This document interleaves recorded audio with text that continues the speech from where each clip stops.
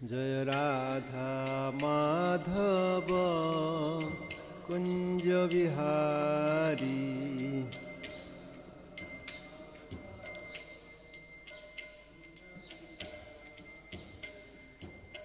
गोपीजन वल्लभ गिरिवरधारी गोपीजन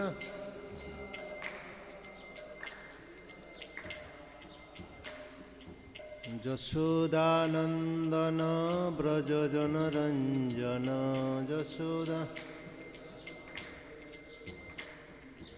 यशोदानंदन ब्रज जनरंजन यशोदा যমুনা তীরবনচারী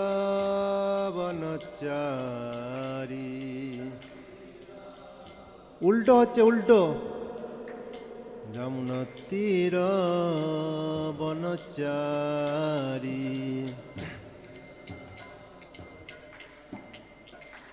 জয় রাধা মাধব কুঞ্জ বিহারী জয় রাধা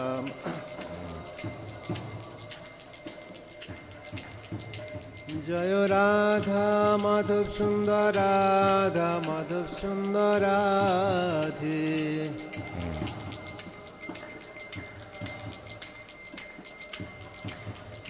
জয় প্রভুপাদ প্রভুপাদ প্রভুপাদ জয় প্রভুপাদ জয় প্রভুপাদ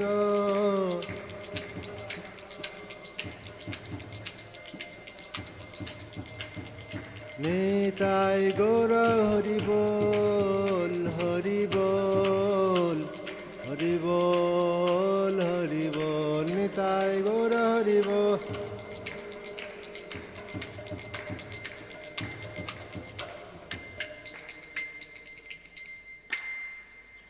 जय जगतगुरु शिल प्रभुपाद की जय हरिनाम संकीर्तन की जय समवेत भक्तबिंद की जय श्रीमद् भागवतम की जय गौर प्रेमानंदे हरि हरि बोल ओम अज्ञानतिमिरान्धस्य ज्ञानाञ्जनशलाकया चक्षुरुन्मीलितं येन तस्मै श्रीगुरवे नमः नमो विष्णुपादाय कृष्णप्रेष्ठाय भूतले श्रीमते जयपताका स्वामिनिति नामिने नमो आचार्यपादाय निताय कृपाप्रदायिने गौरकथाधामदाय नगर ग्रामतारिणे नमो विष्णुपादाय कृष्णप्रेष्ठाय भूतले श्रीमते भक्तिवेदान्त स्वामिनिति नामिने नमस्ते सारस्वते देवे गौरवाणी प्रचारिणे निर्विशेषशून्यवादी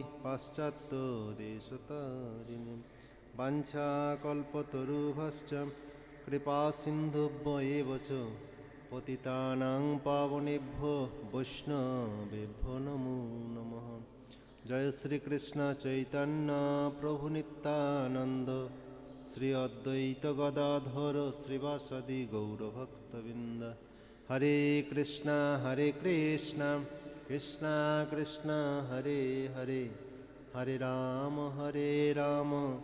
राम राम हरे हरे একটু সাউন্ডটা কমিয়ে দেন তো একটু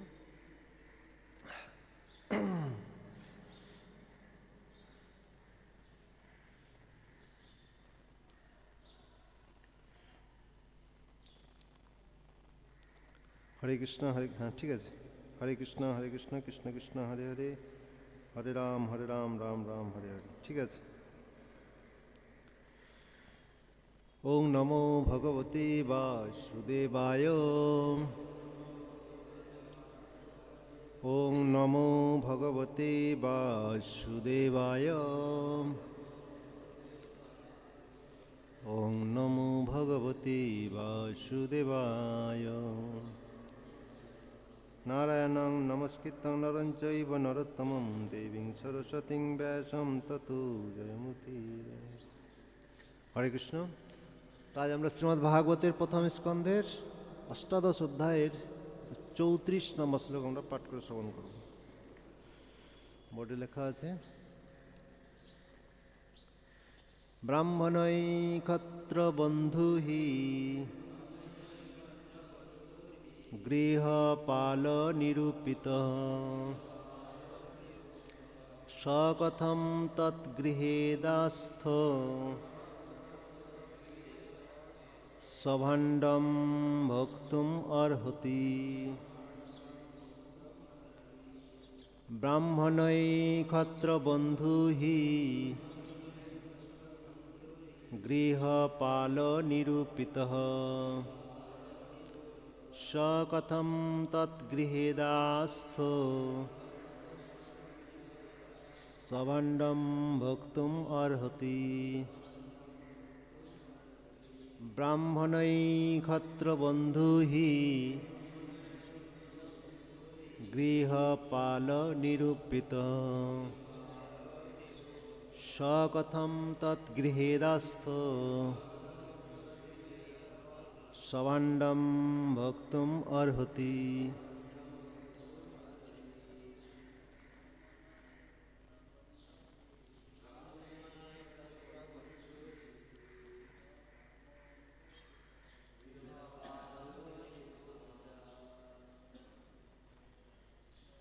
সকথম তদ্গৃহেদাস্থ সভাণ্ডম ভক্তুমর্হতি। ব্রাহ্মণৈ ক্ষত্রবন্ধুহি গৃহপাল নিরূপিত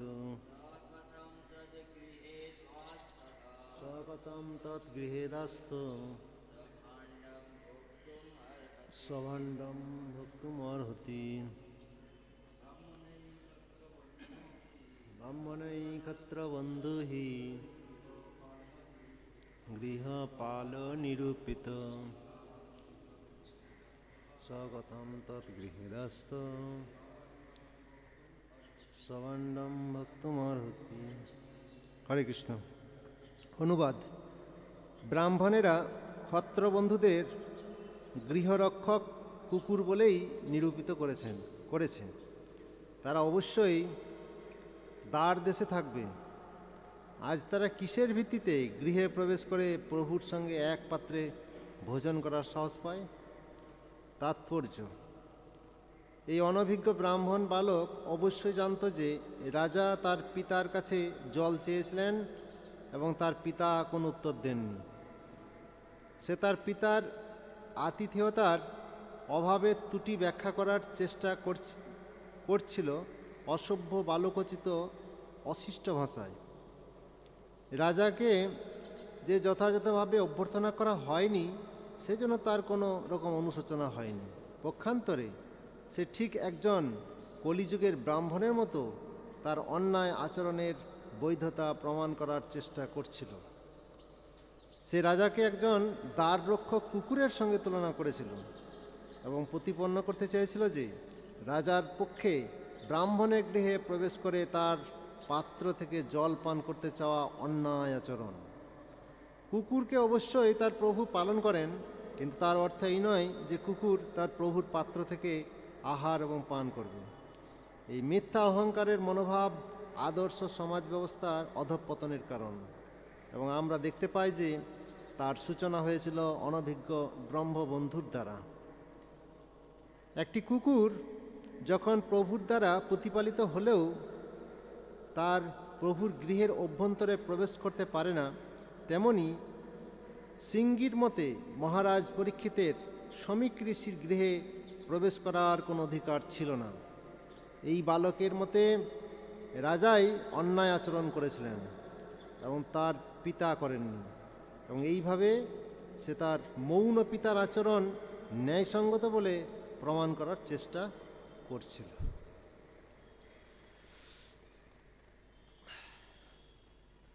তো এটা শ্রমিক ঋষির পুত্র সিঙ্গির উক্তি। সিঙ্গি এখনো অল্প বয়স, তো আমরা এই আলোচনা করছি। প্রভু কালকে নিমাই প্রভু, নরেশ্বর নিমাই প্রভু খুব সুন্দর ব্যাখ্যা করছিলেন। আরও আছে এই শ্রমিক ঋষির পুত্র সিঙ্গির উক্তি।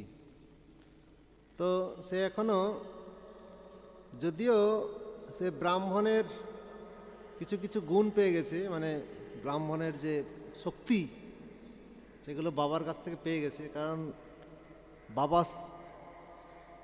বাবা স্নেহ ভরে তাকে শিখিয়েছে অনেক কিছু, কিন্তু তার এখনো জ্ঞান বা অভিজ্ঞতা এখনো হয়নি সেরকম জড়জগৎ, এই জগৎ সম্বন্ধে। সেই জন্য সে এইরকম কটূক্তি করছে, কারণ একটা অভিজ্ঞলব্ধ জ্ঞান যেটা প্রয়োজন, আর কিছু আচার আচরণমূলক জ্ঞান প্রয়োজন, শিক্ষার প্রয়োজন। যেমন আমরা মহাভারতে পাই কি একলব্য যখন দ্রোণাচার্যের কাছে গেলেন এবং তারপরে দ্রোণাচার্য তাকে গ্রহণ না করাতে একলব্য লুকিয়ে লুকিয়ে শিক্ষা লাভ করলেন, দ্রোণাচার্যের শিক্ষা। তারপরে যখন দ্রোণাচার্য জানতে পারলেন যে একলব্য এইভাবে লুকিয়ে শিক্ষা গ্রহণ করেছে, তো তখন তার দক্ষিণাস্বরূপ তার যে আসল চাবিকাঠি বিদ্যাঙ্গুষ্ঠ কেটে নিলেন। তো এখানে অনেকে দ্রোণাচার্যকে দোষারোপ করে, অনেকে বলে যে কেমন গুরু দ্রোণাচার্য, এটা কি ঠিক করলো? অর্জুনকে বাঁচানোর জন্য, অর্জুনকে শ্রেষ্ঠ তীরন্দাজ করার জন্য এইরকম অন্যায় আচরণ করেছে। কিন্তু এটা বিন্দুমাত্র অন্যায় আচরণ নয়। কেন না, সে শিক্ষাটা নিয়েছে, কিন্তু যে প্রয়োগবিদ্যা, কখন প্রয়োগ করতে হবে, কোন পরিস্থিতিতে প্রয়োগ করতে হবে, কোন তীর কখন প্রয়োগ, সে তো শেখেনি। শুধু সে কিভাবে তীর চালাতে হয়, কোন কোন শিক্ষা আছে সব লাভ করে নিয়েছে, যত রকমের শিক্ষা আছে। কারোর হাতে যদি অ্যাটম বোম দিয়ে দেওয়া হয় একটা বাচ্চা ছেলের হাতে, কি করবে? ও তো পৃথিবীকে ধ্বংস করে দেবে যে কোনো মুহূর্তে। অভিজ্ঞবান না হওয়া পর্যন্ত তার হাতে সুইচ দেওয়া যাবে না। বোমের সুইচ তাকেই দেওয়া যাবে যে অভিজ্ঞবান, যে পারদর্শী, সব কিছু নিয়ে বিচার বিবেচনা, বিচক্ষণ ব্যক্তি, সব কিছু বিচার বিবেচনা করে বোমের সুইচটা সে দেবে। হয়তো আমাদের একটা বাচ্চা ছেলেকে দিয়ে দিল দিল্লির ইয়েতে, চলো পাকিস্তান ইয়ে করছে, মেরে দাও, যা পাকিস্তান উড়ে যাক। তো এরকম তো নয়, বিচক্ষণ হতে হবে। তো কিন্তু এই যে সিঙ্গি, ও ততটা অভিজ্ঞবান ছিলেন না বা বিচক্ষণ ছিলেন না, কারণ সে তো এখনও বাচ্চা না। কিন্তু সে শিক্ষা পেয়ে গেছে অনেক কিছু তার শক্তি সে অর্জন করেছে, ব্রাহ্মণোচিত শক্তি, কেননা বাবা যেহেতু সব কিছু জানেন। তো এই জন্য সে রাজাকে দোষারোপ করার চেষ্টা করছে, আর সে তার বাবা নির্দোষ সেটা প্রমাণ করার চেষ্টা করছে। আমরা যখন কোনো দোষ করে যখন অন্যকে আমাদের বকা দেয়, তখন আমরা আমাদের দোষটাকে চাপা দিয়ে দিই।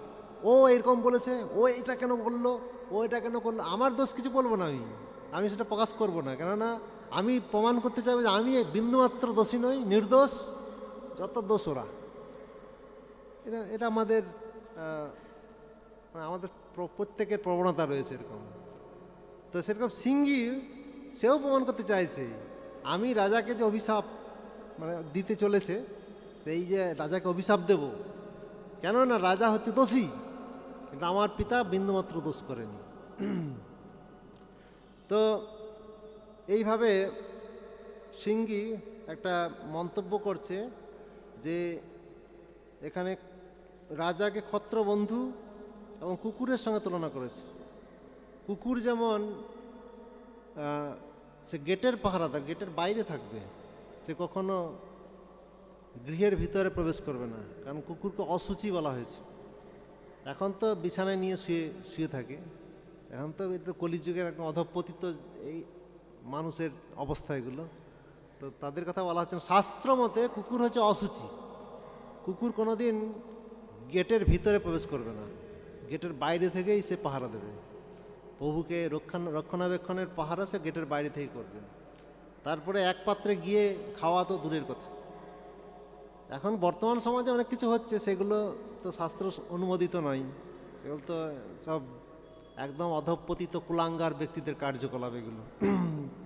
কুকুরকে নিয়ে খাওয়ানো, কুকুরকে ঘুম পাড়ানো, কুকুরকে বেডে একসাথে রাখা, কুকুরকে পায়খানা করতে নিয়ে যাওয়া, ইত্যাদি ইত্যাদি। মানে কুকুরের দাস এখন সব। গটের দাস না হয়ে ডগের দাস হয়ে বসে আছে এখন সব মানুষ। যাই হোক, তো এখন এখানে সিঙ্গি সেই রাজাকে কুকুরের সঙ্গে তুলনা করছেন আর তার পিতাকে প্রভুর সঙ্গে তুলনা করছেন। কিন্তু এটা প্রভুপাদ এখানে বলছেন, তার এই আচরণ দেখে মনে হচ্ছে তিনি ব্রাহ্মণ না হয়ে তিনি ব্রহ্মবন্ধুর মতো আচরণ করছেন।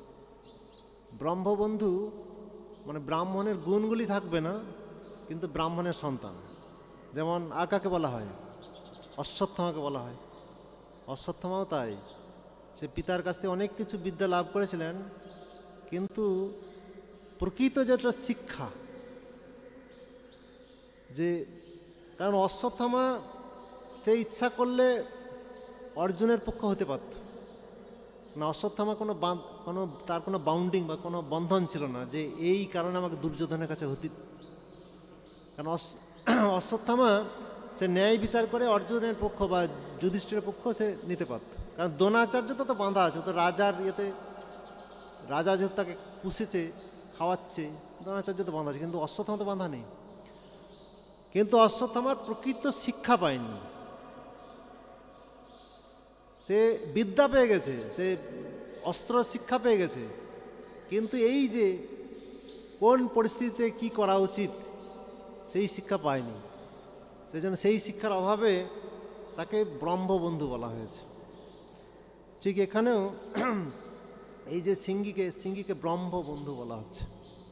কেন না, একটা অনুপযুক্ত সময়ে বা ম্যাচুরিটি হয়নি এখনো, কিন্তু তার আগেই সে এই সমস্ত বিদ্যাগুলো পেয়ে গেছে, ফলে অপপ্রয়োগ করছে বিদ্যাগুলো।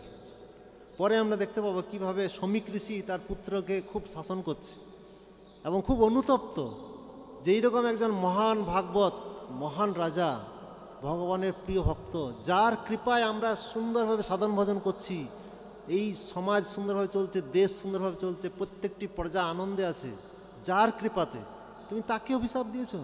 তুমি জানো তুমি কাকে অভিশাপ দিয়েছ? আর একটা লঘু পাপে গুরুদণ্ড, একটা ছোট্ট একটা সাপ আমার ইয়েতে চাপে দিয়ে কী হয়েছে, তাতে কি এমন আসে যায়? তুমি তার মৃত্যুদণ্ড দিয়ে দিলে, ফাঁসি একবারেই। তো এটা খুব বড় অন্যায় করে। পরে শমিক ঋষি ভগবানের কাছে প্রার্থনা করবেন যে আমার এই নাবালক শিশু এরকম অন্যায় কার্য করেছে, তার জন্য ক্ষমা করবেন। তো ভগবানের কাছে তারপরে ক্ষমা ভিক্ষা চাইছে। তো এইরকম এই নয় যে ঋষির আশ্রমে রাজা যেতে পারবে না, এটা নেই। শাস্ত্রে অনেক আছে। যেমন কর্ণ ঋষির আশ্রমে রাজা দুষ্মন্ত গিয়েছিলেন, সেখানে আতিথ্যত্ব নিয়েছিলেন। বশিষ্ঠ ঋষির আশ্রমে রাজা বিশ্বামিত্র পরবর্তীতে ঋষি হয়েছেন। তো তখন তো রাজা ছিলেন, রাজা অবস্থায় গিয়েছিলেন, সেখানে আতিথ্য গ্রহণ করে, ওই গ্রহণ করেই সে তার ঋষি হওয়ার চেতনা জেগেছে যে আমি একজন রাজা হয়ে এই এত সৈন্যদের আতিথ্য করতে পারি না ভালো করে, রাজপ্রাসাদে থেকে একটা জঙ্গলে থেকে একটা কুটিরের মধ্যে থেকে কি করে এত সুন্দরভাবে এত সুন্দর আতিথ্যত্ব করছে, এত সুন্দর খাবার পরিবেশন করছেন, এত সুন্দর যত্ন করছে, কী করে সম্ভব? তো আমার থেকে তো এই বশিষ্ঠ ঋষি তো অনেক বড় সব দিক দিয়ে। তখন বুঝতে পারলো যে এর কামধেনু আছে, নন্দিনী হচ্ছে একে সব কিছু সাপ্লাই দিচ্ছে। তারপর তো সেই নন্দিনীকে নিয়ে অনেক কিছু কাণ্ডকার। কিন্তু এটা বলা যায় যে রাজা ঋষির আশ্রমে গিয়ে সেখানে আতিথেয়ত্ব গ্রহণ করেছিলেন, এটা অন্যায় কিছু না, রাজার অধিকার আছে। আরও আমরা দেখি এই যে সহস্রার্জুন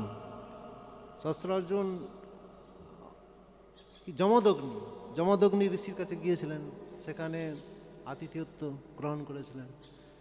তো রাজারা মৃগয়ায় যেতেন, সেখানে কখনো রাত হয়ে যেত, কখনো বা একদিনের পর 2 দিন 3 দিন ধরে চলতো। তো তারা ঋষিদের আশ্রমে থাকতেন, ঋষিদের আশ্রমে থেকে তারা মৃগয়ায় অংশগ্রহণ করতেন, বা যে কোনো তৃষ্ণার্ত ক্ষুধার্ত হলে পরে ঋষিদের শরণাগত হতেন। তো এটা কোনো অন্যায় কিছু না।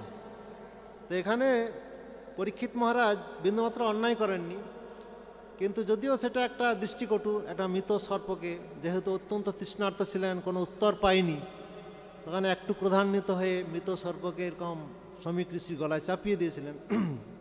কিন্তু এখানে সিঙ্গি সেটাকে উল্টো করে ব্যাখ্যা করে মানে বলতে চাইছে যে আমি নির্দোষ, আমার বাবাও নির্দোষ, রাজা হচ্ছে সমস্ত দোষের দোষী।